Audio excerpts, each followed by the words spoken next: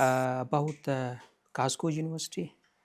I have been visiting Glasgow University for the last 5 years now, and I first came in 2020, and I'm from Finland, very cold, but Glasgow University, I have been coming here for teaching and for research, and also, of course, for the collaboration.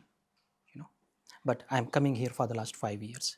My achievements about my life after I did my PhD in digital marketing, and it was something that I would say the biggest achievement from Finland.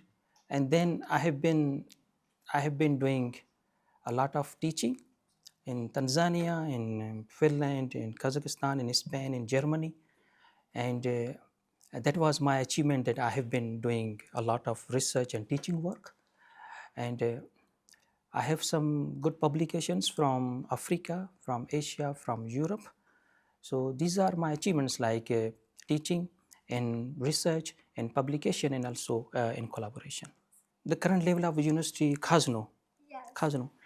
Yes, I can compare Kazno with any university, and I want to say everything to the student here, that Kazno is a good university. If I compare the Kazno with the university in Finland, the university in any other country, Europe or Asia, then of course Kazno is actually one of the very good universities.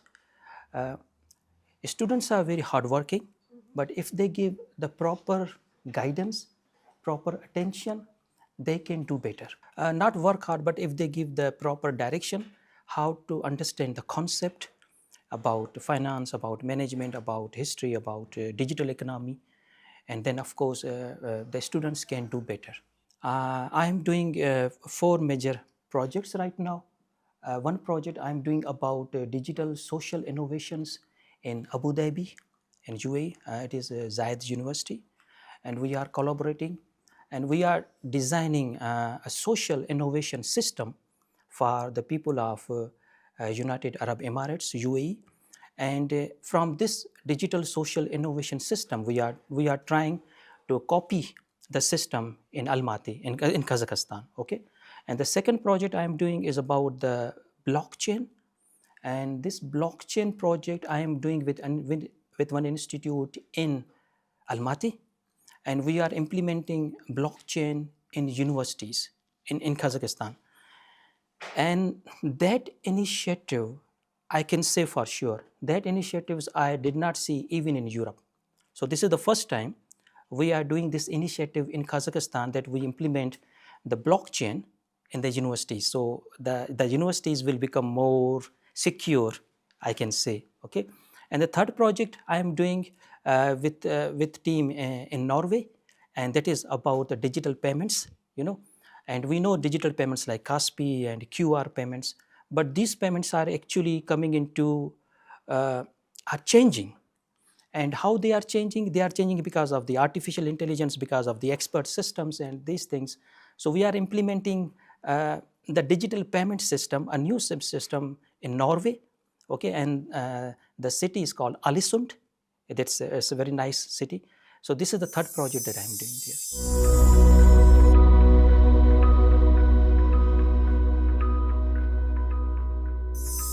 Hello everyone, and this is the first time I see so many students in my class. I don't know, I could not find you there. Okay, so you are always welcome in my class, and you need any informations about Europe, about anything, about your future plans to move there, you can ask me. But this class is about the research methodology, and maybe it can help you in your master's thesis or maybe the bachelor thesis projects. Okay, so we were discussing about different things about the research methodology, and how the research methodology can make you a data scientist, for example, okay, and how the research methodology can make you an analyst, okay, and these jobs are very much in demand, Okay, if you want to learn about the research methodology, then of course I can say you can work with a bank, you can work with Accenture, McKinsey, Forbes, or whatever you like, because you know about the research. You can collect, you can analyze the data, which is a very important part of every profession. Okay, so you are good in finance, okay, you are good in management, okay, you are good in marketing, digital marketing, okay, but if you are weak in data and weak in data analysis, then problem. Okay, so today, I mean, for this course, I am teaching here for the last 4 weeks, and we are learning about data collection, about the data analysis. Okay, so what we see here is actually the two parts of the data. Okay, the data can be in numbers like 1, 2, 3. The data can be in the text like interviews, like focus group.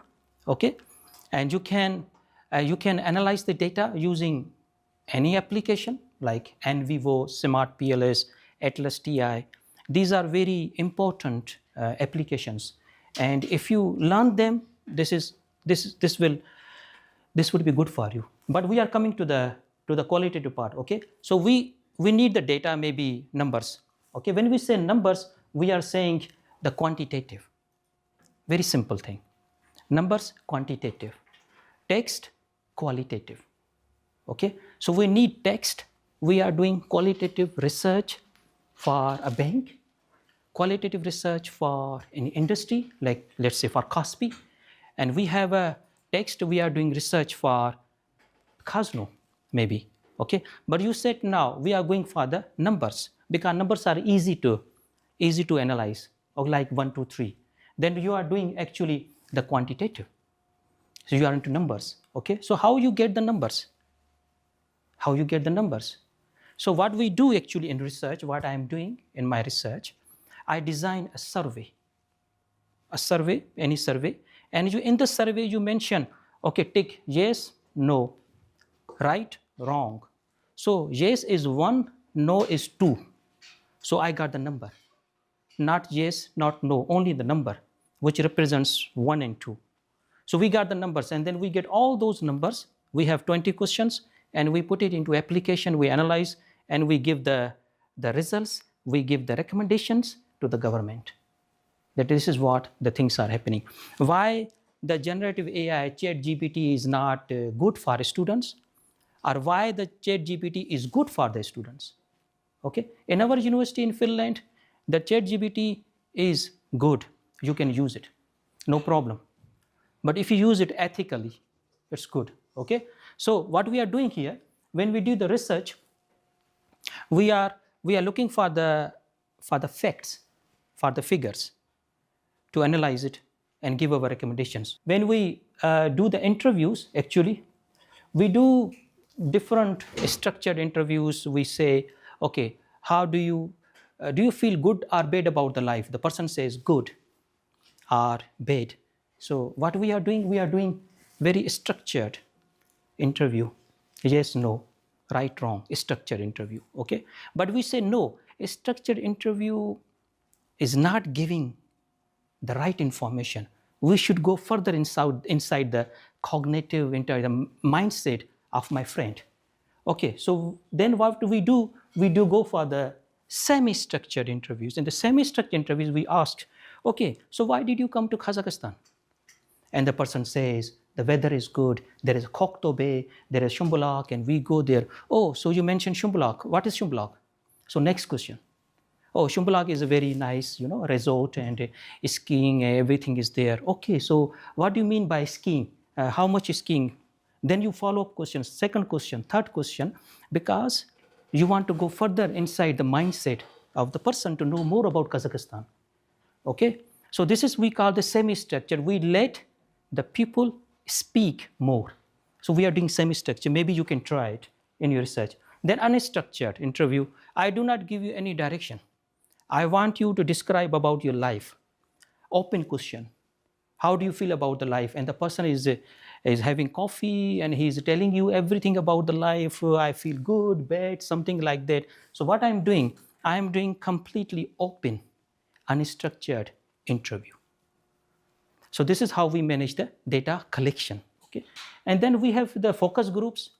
You, with your friends, you went to some bar, some coffee house, and you start discussing about the life in maybe Kazakhstan, the life in China, the life in Europe, and you discuss few things with your friends, and you come up with these findings. Okay, the life in Europe is boring. The life in Europe is very tough. There is a lot of cold. There is a lot of darkness, suppose. Okay, and you discuss with the group, and the 3 people in the group say, yes, it's okay. The 2 people say, no, it's good. So focus group. Okay, so we do the focus group also. Okay, and we done everything now. The next stage. So interview, data collection, and now the data recording. How do you record the data? Okay, so we do the verbatim transcriptions. It's a very, very nice way to do the transcript. So you have the recording of the interviews. You record everything on your cell phone, and now you are doing the verbatim. Okay, so what is verbatim? Okay, so you record everything on the Word document. The person says, I feel good about Kazakhstan because Kazakhstan is like this, and you write everything. And at a moment the person says, oof, I have this problem. You have to write this, oof, in the transcript. You have to give your feelings of the person in the transcript. That's very important part. The feelings about the person was angry, and you write in the bracket, he said in anger. Okay, so you give the feelings in the transcript because you are doing the verbatim. Everything you listen, you write. Everything you listen, you write. So data collection and data recording, very important part. You go to any bank, you go to any company, they ask you these questions, maybe in an interview. How do you manage the data? How do you do it? So what we say, when we listen something, we record everything. Very simple. Listen something, record everything. And you have everything with you. Now you put this Word file, interview Word file, we put that into the application which is called NVivo, maybe Atlas TI. And this application now you make your life easy. And this application will analyze the data. You are not analyzing yourself. This application is analyzing the data now. And this application giving you the themes, okay, the themes like the points, and you describe the themes, and these themes are actually nothing but the recommendation for the company, recommendation for the government. From this interview, I learned this information I want to give you. Your next policy about the banking sector in Kazakhstan should make sure these points are there. So we give the guidance, we give support to the government, because we, as a data analyst, this is our job.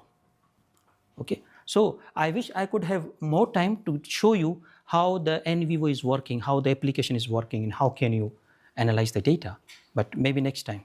Okay, so the second part we do is a clear verbatim. In the clear verbatim, we just say what the person says. I am feeling good, I am feeling bad, something like that. No, you cannot put it into it. You just delete it. Only the words person say. No actions, no reactions, no feelings, nothing. Because you are doing clean verbatim. In the clean verbatim, you just provide only the text person is saying. That is called the clean verbatim. Okay? And then it is called the intelligent transcription or the summary transcriptions. Okay? The person says maybe 5 things. The person said maybe 10, and you summarize them and you make only one statement. So this is called the intelligent transcription, which is actually the part of that's actually a very easy way to do the intelligent transcription. Compared to verbatim, very detailed, clean, okay, but intelligent. I sometimes do intelligent transcription when I interview the people about blockchain, about digital social innovations, about these things. So the intelligent transcription really helps to get the ideas from the people. Okay. Then we have the time-stamped transcriptions.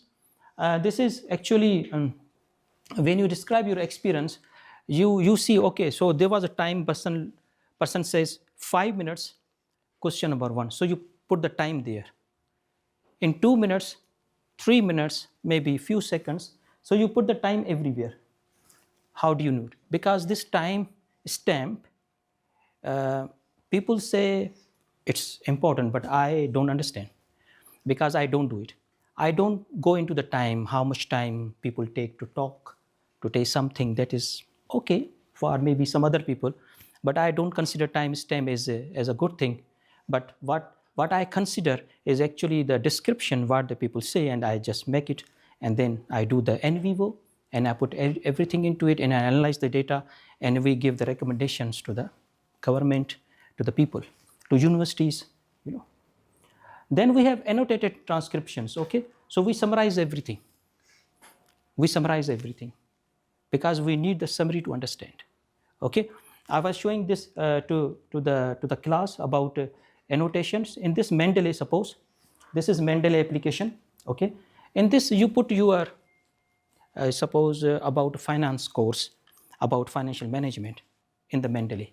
You put something about the management, introduction to management, introduction to marketing, introduction to digital marketing, and you have the paper, you have a report, you put it into Mendeley. This is Mendeley, okay? And you put everything in Mendeley, the files, the Word file, PDF file, any image, okay? Listen carefully, it will make your life very easy. If you put everything in Mendeley, even the government reports, the market reports, management reports, everything you have PDF, and you put it into the Mendeley. You make your own library, your personal library, okay? Now in this personal library, you just summarize one paper in just one paragraph here. This is called annotation. Annotation means summary, nothing else, only summary. The summary of this paper is here. So tomorrow when I open the paper, I will not read the paper. I will read only the summary, annotation, life easy. You have assignment, you just summarize it in Mendeley. Next time you go there, you just read the summary. It will make my life very easy because I have around 100 paper here. I can't read them. I have government reports, I can't read. My teacher says, read the government report. I have 5 reports. I put it in Mendeley. And in Mendeley, I did the annotation summary, and I read the summary, and my life is easy. Okay, so no ChatGPT, no DeepSeek, nothing, only the Mendeley.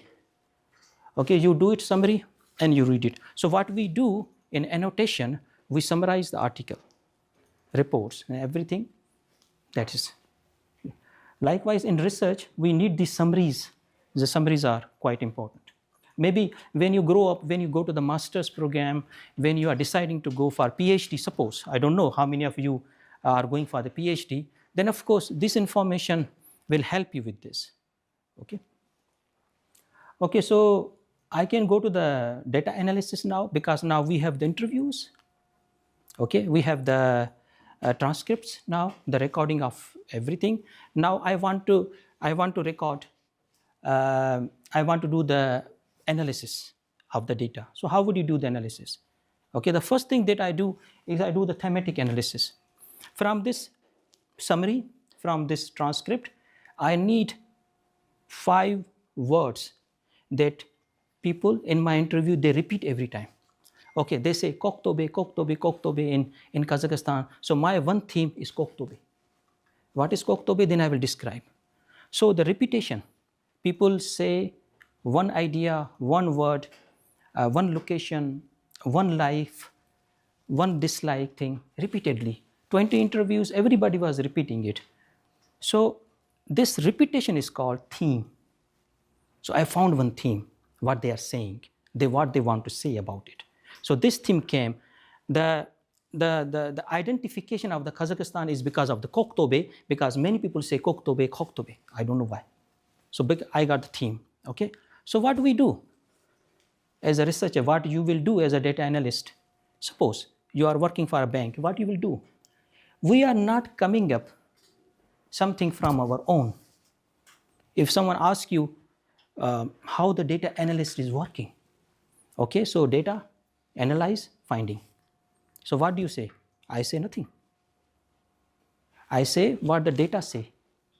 Whatever in the data, I give you the report only. If you ask me to invent a rocket or something like that from the data. I can't do it. That is not my job. My job is to read the data again, and from the data, I get this information which I give you from the data. So I'm not inventing anything. I'm not responsible for it. I'm not giving you something new. I cannot. This is not my job. But what the data is giving me, I am giving you the finding. That's it. If you give me a new data, I will give you a new finding. If you give me old data, I will give you old finding. So very simple job. So what we do here, thematic, we only get the information from our data. If the data is garbage, the finding will be garbage. Very simple thing. So if we care about the data should be good quality, for example. The data should be good quality, the findings would be good. It can benefit the KZN, it can benefit Kazakhstan government, everybody. But if the data is bad, the findings would be bad because I am not adding, deleting anything. I am giving you information from the data. So that's it. So how would you move? How do you move from this in this research? Okay. So you have a data, okay, and from the data what you get? Information. And from data we get the information, okay. And from information what you get? After information you get the knowledge. You get the knowledge, and after knowledge what you get? From the knowledge you get the wisdom, okay. And after wisdom there is no other thing. Finish. So data like this, then you close information, and from further knowledge, and the wisdom is like this only. So you cannot jump from information to wisdom. No. As a student, you should understand there is a logic sequence. How do you move from data to wisdom? Okay, so you process the data to get the information, and 90% companies, they need information. They do not need knowledge, which is the bad thing. You know, they give you the data and give the information. So in this stage, from data to information to knowledge to wisdom, excuse me, the decisions, government, the decisions of the companies, they make on information, not on wisdom, which is bad thing. Many companies are doing it. Many companies in Finland, in Germany, they are doing it. Decision making on information they get, not on the knowledge they get. Because the knowledge is better stage than information. But for you, the life is easy. You give the information, on the information they decide. Either to have a new product, new service, or no. The decision making on information, but that's okay. That's not our concern. But we understand data, information, knowledge, and wisdom. Okay, so government make the policies based on information. Okay, so one more question. Thank you. What is policy? See, the policy is nothing but the management intention. What you want. KZN management's intention. This word intention is called policy. What you want. We want this thing to be done. This is my intention of my manager. And that intention is policy. And policy is always one line, one paragraph. That's it. And if you see the policy on 5 pages, these are the regulations, how to implement the policy. But the policy is nothing but the intention. So intention is policy, please, one word. Management intention is management policy. And the procedures, rules, regulations, then you define how to get this intention. So in research, we give direction, policy direction to government. So their intention should be like this. You should not go into this direction. You should go into this direction because this is actually the policy. Okay. So likewise, now coming back to the research, the basic question about research. So what is research? So research is nothing but the research. Research. So the research is already done. Now what you are doing, you are researching everything. Research. You are searching again. Research. So collecting, analyzing data is the part of research, but you do research. Okay, I want to study the fintech in Kazakhstan. You want to research the fintech in Kazakhstan because it is already researched by someone. It is already researched by someone, but you want to research it again. This is okay. This is research. We can't do anything about that. That's okay. So even when I ask you what is research, it is simple thing, research.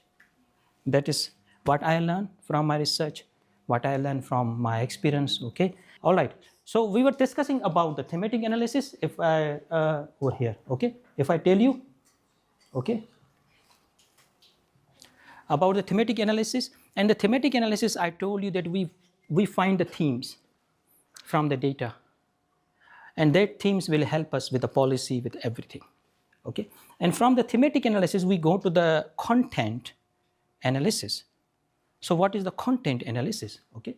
So how do news outlet from climate change, something like that, like the scientific consensus, like the economic impact, political blame, okay? So you need a content and you do the analysis. So the content is text, image, brochure, description, your post, your like, your dislike, and your actions, reactions, happy, sad, everything is content. Everything is content. Whatever you see on social media is a content. Audio, video, image, text, content. Email is a content. Okay? So if anyone asks you about the content, you said everything that I see on the road, on the billboard, is content. What I see on the bus written, that is a content. So very simple. The content is everything you see, you can hear, you can feel is a content. What else? Everything's a content.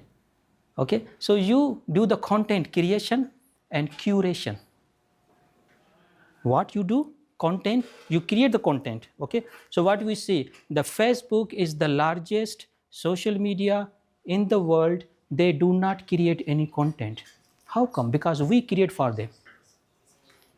We create the content for social media. We create the content for Facebook, and Facebook, they don't. So we give them the content. So this is called the content. Okay, so this is a very these definitions, I'm sure it can help you. It can help you with your life. Okay, and I am so grateful to you. Thank you so much.